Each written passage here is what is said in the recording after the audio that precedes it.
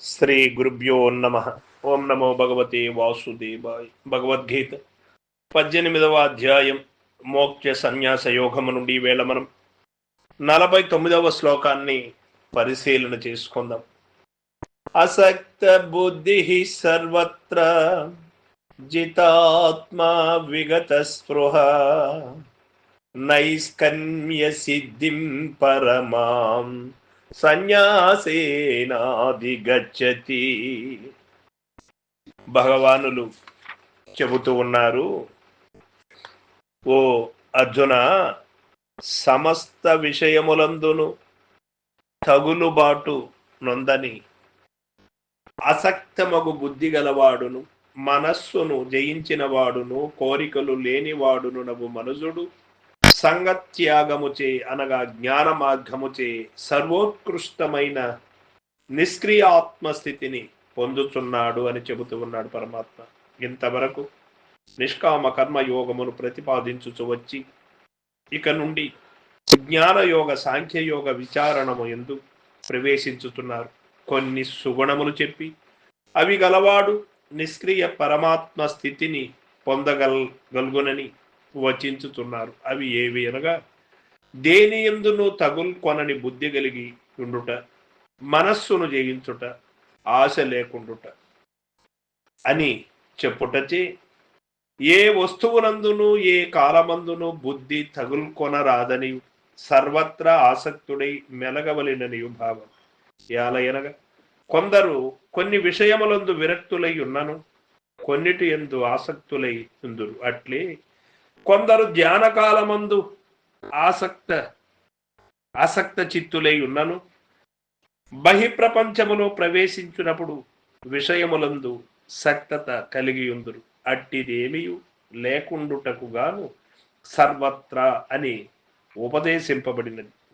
జితాత్మ అనగా తన మనస్సును జయించిన వాడు ప్రపంచమునంతను జయించినట్లే, అట్లు మనస్సును జయించని వాడు ప్రపంచమునంతనూ జయించినను పరతంత్రుడేయగును. దుఃఖమాతనని వేడదు. కాబట్టి బయటి శత్రువులతో పాటు అంతః శత్రువులను కూడా జయించవలెను. లేనిచు భోక్తుర్గలి కన్నకవత్ప్రతిం అని శ్రీ శంకరులు చెప్పినట్లు దుష్ట మనస్సు భుజించువాని కంఠమున తగుల్కొనిన ముళ్ళు వలె అని శ్రీ శంకరులు చెప్పినట్లు దుష్ట మనస్సు భుజించువాని కంఠమున తగుల్కొనిన ముళ్ళు వంటిది అని అది బాధిస్తూ ఉంటుంది. కాబట్టి వివేకవంతులు మున్ముందు తన మనస్సును ఇంద్రియములను ప్రయత్నపూర్వకముగా జయించవలెను. విగత స్పృహ అనగా దృశ్య పదార్థములు వేనియందును కోరిక ఆశ ఉండరాదు.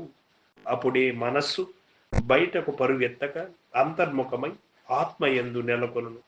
చంచల చిత్తముచే ఆత్మానుభూతి ఎన్నటికి కలుగదు. చిత్తము నిశ్చలముగా నుండవలెనని కోరికలు నశించవలెను. కనుకని విగత స్పృహ అనగా ఆశ కోరికలు లేకుండా ఉండవలెను అని చెప్పబడినది. మోక్షము నిచట నైష్కర్మ్య స్థితి అని వర్ణించింది. అనగా సమస్త కర్మలు రహితమైన ఆత్మస్థితి అని అర్థం. దేహము, ఇంద్రియములు, మనస్సు అన్నిటినీ దాటిన స్థితి గనుక అట్టి ఆత్మస్థితి యందు కర్మ సంభవింప దానిని నైష్కర్మ్యమని చెప్పింది. అట్టి నైష్కర్మ్య రూపము ఆత్మస్థితి త్యాగము సన్యాసము చేతనే లభించున నీట తెలుపబడినది. దేని త్యాగము, ఏది సన్యాసము అంటే కర్మఫల త్యాగము, విషయవాంఛాత్యాగము, సంగపరిత్యాగము. దీనిని బట్టి కర్మఫల త్యాగముచే విషయ పరిత్యాగముచే క్రమముగా కర్మరహిత నైష్కర్మ్య లేక కర్మాతీత మోక్ష పదవి లభించగలదని స్పష్టమవుతున్నది అని చెప్పుటచే ఆ ఆత్మస్థితి అన్ని పదవుల కంటేను అన్ని సిద్ధుల కంటేను శ్రేష్టమైనదని విదితమగుతున్నది. నైష్కర్మ సిద్ధి అనగా ఏమి అంటే నిష్క్రియ ఆత్మస్థితి మోక్షము అని మనకు తెలియబడుతూ ఉన్నది.